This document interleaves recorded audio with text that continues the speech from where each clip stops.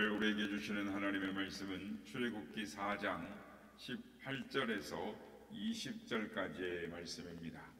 출애굽기 4장 18절에서 20절까지의 말씀을 교독하시고 마지막 절은 함께 합독하겠습니다.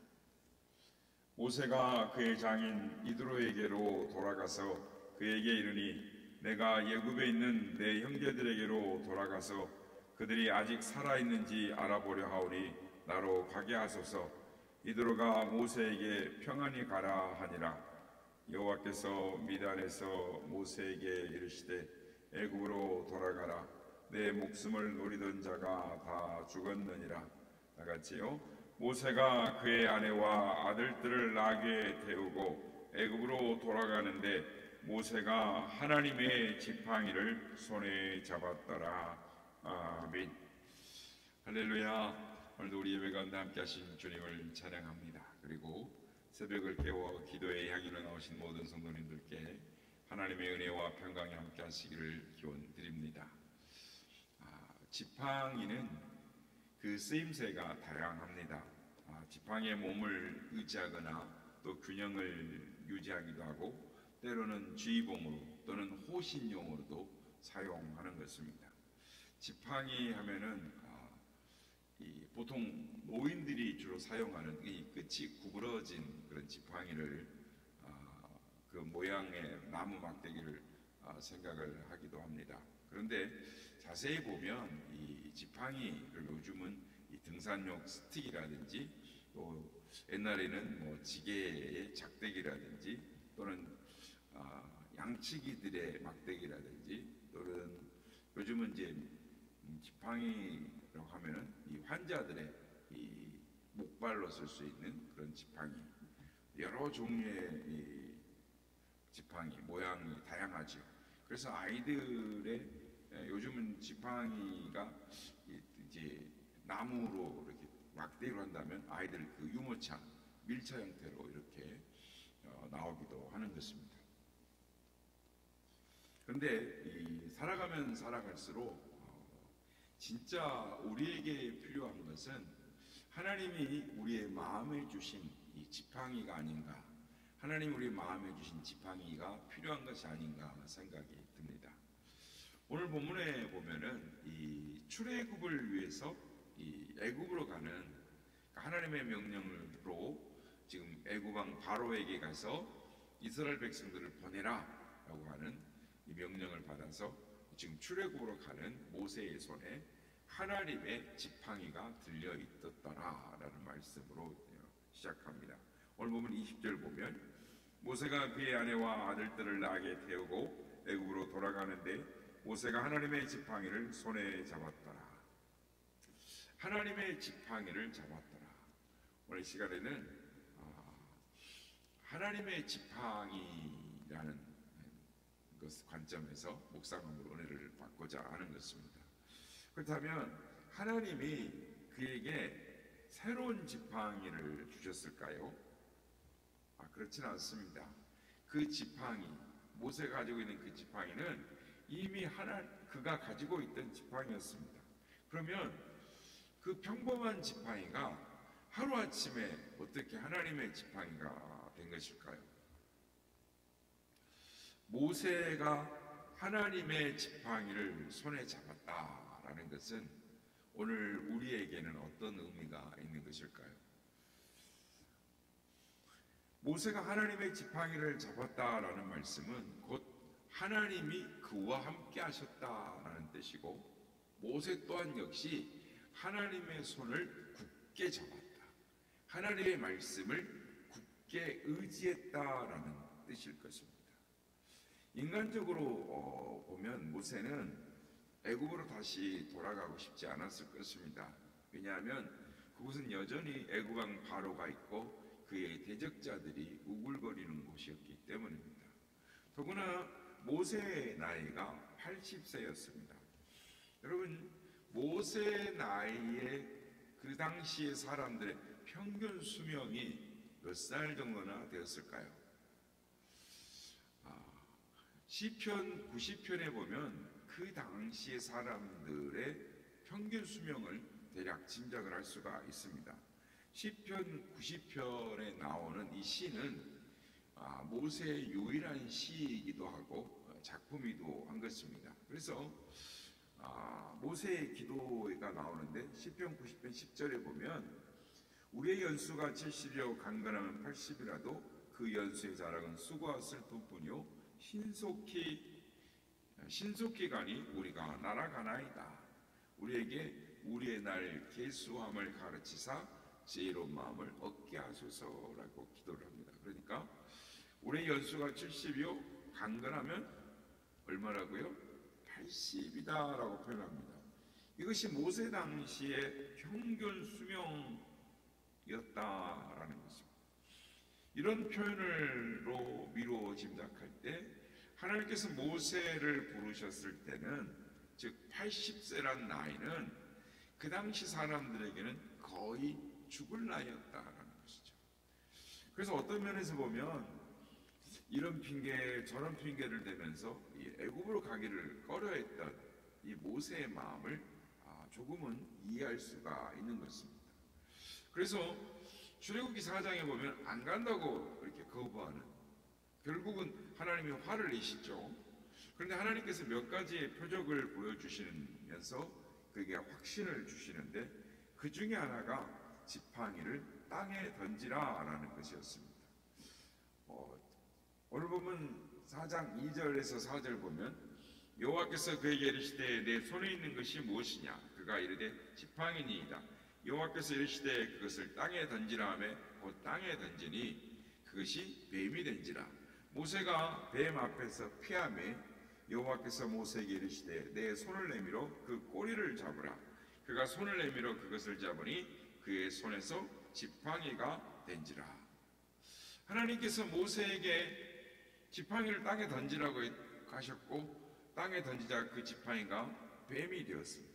다시 하나님께서 그 뱀의 꼬리를 잡으라고 하시자 그 뱀의 꼬리를 잡았더니 지팡이가 다시 지팡이로 변했습니다. 여기에서 나온 뱀의 종류는 무엇일까요? 대부분의 신학자들은 여기서 변한 뱀은 그 당시 애굽에서 가장 흔한 이 뱀, 즉 코브라가 아니었을까. 또 이 애굽왕 바로에게 머리에 쓰고 있는 것을 보면 이 코브라가 머리를 치켜든 모양의 코브라를 이렇게 붙여놓고 있었습니다. 그래서 그 당시 하나님께서 이 꼬리를 잡으라라고 했던 뱀, 그러니까 그 뱀은 그 당시에 최강의 애굽왕 바로를 상징한다라고도 볼 수가 있습니다. 일반적으로 뱀을 제압하려면 어떻게 해야 됩니까? 뱀에 이렇게 가다 머리를 탁 잡거나 밟아야 되는 것입니다. 그렇게 해야 뱀을 잡을 수 있는 것이죠. 그런데 하나님께서 꼬리를 잡아라고 하시는 겁니다. 꼬리를 잡으면 어떻게 될까요? 그냥 머리를 휙 돌려서 확 물 것입니다. 덤벼들 것입니다. 그런데 그 당시에 평균 수명, 평균 연령이 70세에서 80세였는데 지금 모세는 80세입니다. 80세. 그러면 지금 80세 때는 곧 이제 세상에서 죽을 것을 생각하는 죽음의 공포를 항상 느끼는 그런 나이죠. 그래서 꼬리를 잡으라라는 말씀에 순종해서 그 뱀의 꼬리를 잡는다라는 것은 엄청난 용기가 필요한 것입니다. 죽을 각오를 해야 하는 것입니다. 자신의 상식과 경험을 포기해야 됩니다. 그것이 바로 꼬리를 잡는 일이었습니다. 애굽왕 바로에게 가서 내 백성을 내놓으라라고 말하는 것도 마치 독사의 꼬리를 잡는 것 같이 무모한 행위처럼 보일 수가 있는 것입니다. 그러나 자신의 상황, 두려움마저도 내려놓고 말씀에 순종해서 그 꼬리를 잡았을 때 지팡이로, 그 뱀이 다시 지팡이로 변했던 것입니다. 성도 여러분, 하나님께서 이 일을 통해서 모세에게, 아니 오늘 우리에게 나에게 하고 싶은 말씀이 무엇인지 짐작이 가십니까? 아무리 내 힘으로 불가능해 보여도, 즉 그런 상황이라 할지라도 나의 경험과 지식으로 그것이 불가능해 보일지라도, 아니 내가 피하고 싶은 상황이라 할지라도 하나님이 함께 하시면 못할 일이 없고 안 될 일이 없다라는 것입니다. 코브라의 독사 같은, 즉 바로의 공격, 마귀 사탄의 간계와 공격, 고난이 있다 할지라도 하나님의 명령에 순종하기만 하면 하나님이 그것을 제압해 주시겠다라는 약속인 것입니다. 그래서 믿음은 순종인 것입니다. 하나님께서 함께 하신다라는 그 증표로 그 지팡이를 손에 잡고 가서 이적을 행할 것을 명령하십니다. 그래서 그 지팡이가 하나님의 지팡이가 된 것입니다. 모세는 이 지팡이로 나일강을 치기도 하고 이 지팡이로 홍해를 앞에 나가서 향하여 지팡이를 가리키고 내밀기도 하고, 아말렉과 전쟁을 할 때는 아무리 손이 피곤해도 그 지팡이를 손에서 내려놓지 않고 떼어놓지 않았습니다. 오늘 보면 17절에 보면 너는 이 지팡이를 손에 잡고 이것으로 이적을 행할지니라 라고 하나님이 명령하시는 것입니다. 그렇다면 이 시대에 주님은 우리에게 애국보다 더 악하고 바로보다 더 독사 같은 사람들이 우글거리는 세상으로 가서 그들을 제자 삼고 그들에게 복음을 전하라, 복음의 증인이 되라고 명령을 하시는 것입니다. 세상 속에 우리들이 들어가서 복음을 전하고 성도답게 빛과 소금으로 살아간다는 것, 그거 쉽지 않는 일입니다. 마치 독사의 꼬리를 잡는 것 같은 힘들고 고된 일인 것입니다. 두려운 일인 것입니다. 그러나 하나님은 이 악한 세상 속에서 우리들이 굳게 붙잡아야 할 하나님의 지팡이를 주십니다. 그것이 무엇입니까? 십자가인 것입니다. 우리들이 십자가를 굳게 잡는다라는 것은 단지 십자가의 나무 토막을 붙잡는다는 것이 아니라 그 십자가에 달리신 예수님의 손을 굳게 붙잡는다라는 것입니다. 정말 그렇습니다. 우리는 십자가 복음, 즉 말씀을 굳게 잡고 주님의 손을 굳게 잡고 애국과 같은 세상으로 담대히 나아가야 하는 것입니다. 왜 그렇습니까? 예수 그리스도는 하나님이 우리에게 주신 답이기 때문입니다. 백문일답이라는 말이 있습니다. 무슨 질문을 해도 그 답은 예수 그리스도라는 것이죠. 어떤 문제가 있습니다. 어려움이 있습니다. 이걸 하나님 어떻게 해야 됩니까? 예수 그리스도. 하나님 이 상황에서 어떻게 해야 합니까? 예수 그리스도. 하나님 나에게 답을 가르쳐 주세요. 예수 그리스도. 하나님 내가 무엇을 바라보아야 합니까? 무엇을 의지해야 합니까? 예수 그리스도. 하나님이 우리에게 주신 답은 예수 그리스도인 것입니다. 그래서 하나님의 사람 사도 바울은 복음을 위해 목숨을 건 자신의 결심을 이렇게 말합니다. 외칩니다.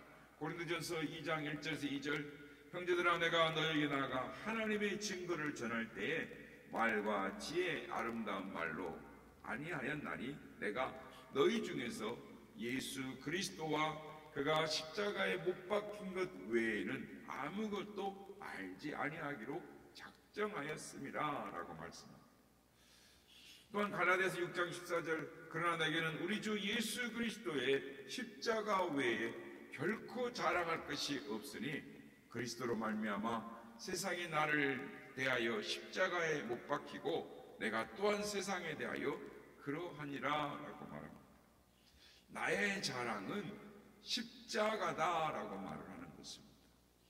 이러한 사도 바울의 이 영적인 결심이 우리 모두의 결심이 되기를 소망합니다. 한국교회를 보면은 민족의 어려움이나 또는 개인적인 고통이 왔을 때 성도들의 마음에 큰 위로와 소망을 주는 찬송가들이 많이 있습니다. 유명한 찬송들 많죠. 지금까지 내가 지내온 것 주의 크신 은혜라. 또는 하늘 가는 밝은 길이라는 찬송 같은 것들이 있습니다. 그런데 이 찬송들을 부를 때마다 우리의 가슴을 점여오는 가사들이 있습니다. 그건 뭐냐면 내가 주님의 손을 굳게 붙잡고 가겠다. 또는 예수 공로 의지하여 항상 이기리로다 라는 부분입니다. 찬송가 301장 2절에 보면 사랑 없는 거리에나 험한 산길을 헤맬 때 주의 손을 굳게 잡고 찬송하며 가리다라고. 험한 산길 헤매일 때 주의 손을 굳게 잡겠다고. 또 우리가 찬송가에 보면 하늘 가는 밝은 길을 보면 내가 염려하는 일이 세상의 많은 중에 속에는 근심이요 밖에는 걱정, 늘 시험에도 예수 보배로운 피 모든 것을 이기니 예수 공로 의지에서 항상 이기리로다 라고 찬양을 하는 것입니다. 사랑하는 성도 여러분, 우리는 몸도 마음도 연약합니다. 그러나 주님 손 굳게 붙잡고 나아가면 찬송가의 가사처럼 속에 근심이요 밖에 걱정이라 할지라도 늘 시험하여도 모든 것을 이기신 주의 공로를 의지하면 항상 이길 수 있을 줄로 믿습니다. 우리에게 항상 승리를 주시는 십자가, 그것이 오늘 이 시대에 하나님이 우리에게 주신, 우리 손에 들려주신 하나님의 지팡이인 줄 믿습니다. 우리의 평생 자랑인 줄 믿습니다. 그러기는 우리의 손에 주님의 십자가, 주님의 손, 주의 말씀을 굳게 붙잡고 주님과 함께 동행하며 승리하는 우리 모두가 다 되시기를 예수님의 이름으로 축복합니다. 지금까지 지내온 것 주의 것이 은혜라. 한이 없는 주의 사랑 어찌로 말하랴.